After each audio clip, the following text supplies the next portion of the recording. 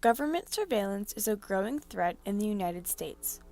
Many people are worried that they are being watched through the camera in their computer, phone, and/or security cameras, and that the government is reading their emails. In Oceania, there was of course no way of knowing whether you were being watched at any given moment. Since citizens of Oceania could not tell if they were being watched or not, they always acted according to the rules. The thought police may never be watching them, or they may be watching them at all times. Either way, it would not make a difference in their behavior.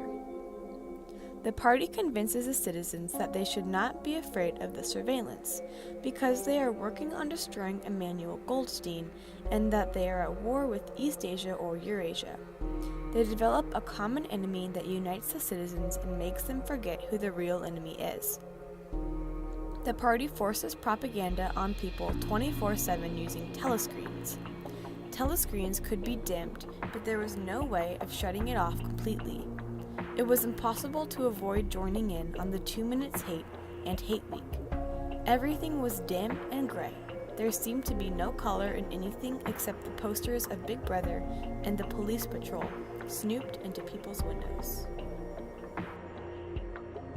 After the terrorist attacks in New York City on September 11, 2001, President George W. Bush started a new act called USA Patriot. USA Patriot stands for Uniting and Strengthening America by providing appropriate tools required to intercept and obstruct terrorism. This act allowed the NSA to track terrorist attacks or other suspicious activities involving foreign people using electronic surveillance and wiretapping. The Bush administration made it legal to wiretap calls and emails after 9/11, but didn't tell the public until that December. The U.S. Constitution legalizes wiretapping for the president, but not for the NSA or any other government organization. A large aspect about USA Patriot is that it lets the government investigate terrorists without them knowing. Victims of computer hacking can ask for the NSA's help to find their hacker. USA Patriot also increases penalties and creates new crimes for hackers and terrorists. The government is strictly enforcing the law and creating suspicion around tourists in fear of terrorist attacks. Imagine you're on vacation with your family.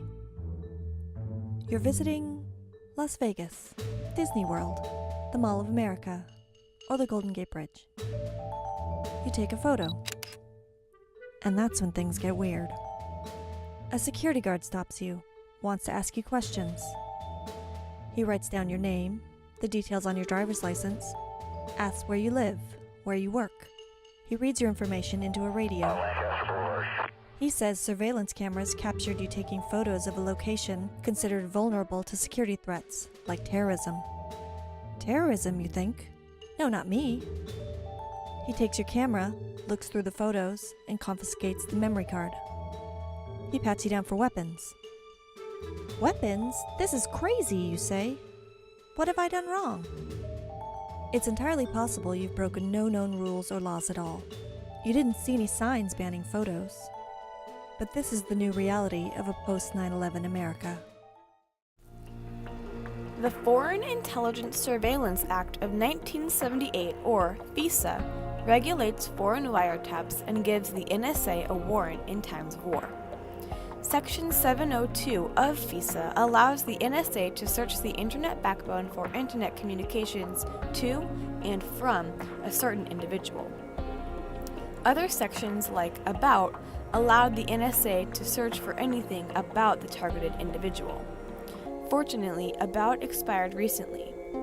Upstream and Prism, which was recently renamed Downstream, are actions that fall under Section 702. Upstream collects communications that travel along the Internet backbone. Downstream collects materials using search engines like Google, Yahoo, or Microsoft. Both upstream and downstream can collect emails. The NSA and its partners, including AT&T and Verizon, search the Internet backbone without a warrant. This is called a backdoor search. Some argue that this action violates the Fourth Amendment right of the individual, which protects American citizens from being illegally searched.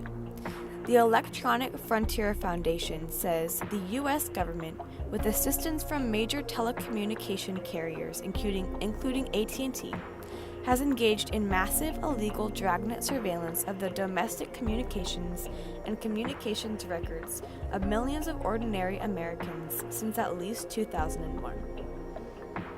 AT&T helped the NSA by making copies of their customers' emails and giving them to the NSA. In 2005, The Guardian revealed that the government is mass collecting phone metadata of all U.S. customers under the guise of the Patriot Act, violating the privacy safeguards made by Congress. They were collecting information and communications of foreign people with U.S. citizens and communications of innocent Americans inside the U.S., all without a warrant. Under Section 702, the Internet's privacy safeguards that protect innocent Americans' emails are lowered so the NSA can investigate using the Internet backbone and backdoor searches, and they are able to access all Internet communications. This gives them direct access to every American's emails that they can search without a warrant under the guise that they are searching for terrorists. Section 702 is up for a revote this year, and Senator Rand Paul says he is going to do everything in his power to stop it. The government is not supposed to have the ability to search innocent Americans' emails, but the terrorist paraphernalia is intentionally mixed in with all Internet communications, making it almost impossible not to read them. Instead of focusing on criminals, governments are increasingly turning their attention to everyone. But if you're looking for a needle in a haystack, adding more hay to the stack isn't going to make it any easier to find the needle. On the contrary, every recent success announced by the NSA has come from classic target surveillance. Despite high hopes, the NSA surveillance program has not stopped any major terror attack.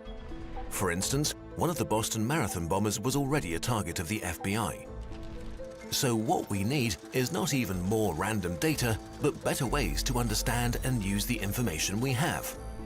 Spy agencies are also pushing to cripple encryption. In early 2016, the FBI asked Apple to produce a backdoor program to disable the encryption of a terrorist's iPhone. Apple publicly declined, not only because this tool could be used to permanently weaken the privacy of law-abiding citizens worldwide, but fearing to open the floodgates for governments requesting access to a technology used by billions of people, a fear shared by security experts and cryptographers. A few weeks later, the FBI revealed that they had hacked the phone themselves, basically admitting that they lied to the public about the need for a backdoor, which questions how trustworthy spy agencies are in the debate about privacy and security, especially considering that the NSA, for example, already has the capability to turn on your iPhone microphone or activate your laptop camera without you noticing. Concerns about this are often met with the argument, if you have nothing to hide, you have nothing to fear. But this reasoning only creates a climate of oppression.